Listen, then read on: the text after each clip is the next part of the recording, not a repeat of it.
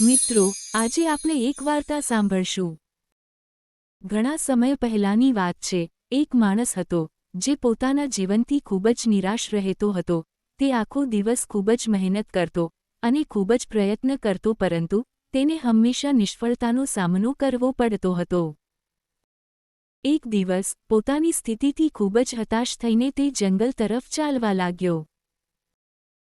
જંગલમાં એક સંન્યાસી તપ કરી રહ્યા હતા ત્યારે એ માણસ ત્યાંથી રડતા રડતા પસાર થાય છે. રડતા માણસને જોઈને સંન્યાસીએ તેને પૂછ્યું, તું જંગલમાં કેમ રહે છે? તે માણસે સંન્યાસીને પોતાની નિષ્ફળતા વિશે જણાવ્યું અને પૂછ્યું, મારી સાથે જ કેમ આવું થાય છે? સંન્યાસીએ તે માણસને 2 ઝાડ બતાવ્યા, લીમડો અને ચાઇનીઝ વાંસ, અને કહ્યું, મેં બંને છોડના બીજ એક સાથે વાવ્યા હતા અને બંનેની યોગ્ય સંભાળ રાખી. મેં બંને છોડને જરૂરી ખોરાક, પાણી, સૂર્યપ્રકાશ અને ખાતર આપ્યું, પરંતુ લીમડો થોડા સમયમાં ઝડપથી ઉગ્યો પણ વાંસ ન ઉગ્યો. આ સાંભળી માણસને આશ્ચર્ય થયું. તેણે સંન્યાસીને પૂછ્યું. આવું શા માટે થયું?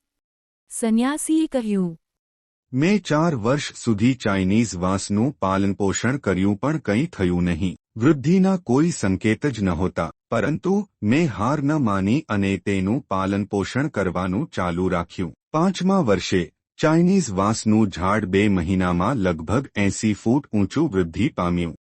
આ સાંભળી તે માણસ સ્તબ્ધ થઈ ગયો અને તેણે પૂછ્યું, તો પહેલા 4 વર્ષ સુધી વાંસના ઝાડના બીજમાં કંઈ થયું નહીં, પરંતુ તે થોડા મહિનામાં જ આશ્ચર્યજનક ઊંચાઈ સુધી વધ્યું.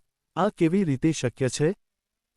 સંન્યાસીએ માણસને સમજાવતા કહ્યું, નાનું વાંસ શરૂઆતમાં બહાર નહીં પણ જમીનની અંદર ઉગે છે અને તેના મૂળને મજબૂત રીતે વિકસાવવા માટે પોષણનો ઉપયોગ કરે છે, જે તેને ખૂબ જ ઊંચું થવામાં અને તોફાનો સામે ટકી રહેવા મદદ કરશે.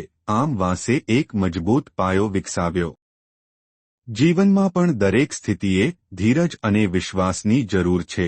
વાંસના ઝાડ ઉગાડનારાઓને વિશ્વાસ છે કે યોગ્ય સમયે એમની મહેનતનું ફળ મળશે અને એ જ ધીરજ અને વિશ્વાસથી તેઓ આગળ વધે છે.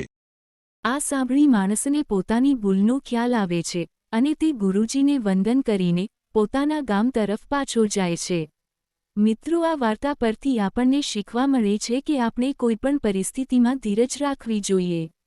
સમય બધી જ વસ્તુનું ઈલાજ છે. આવી જ રીતે એનિમેશન દ્વારા વિવિધ વિડિયો જોવા માટે અમારી ચેનલ શિક્ષણની દુનિયાને આજે જ સબસ્ક્રાઇબ કરો. ધન્યવાદ.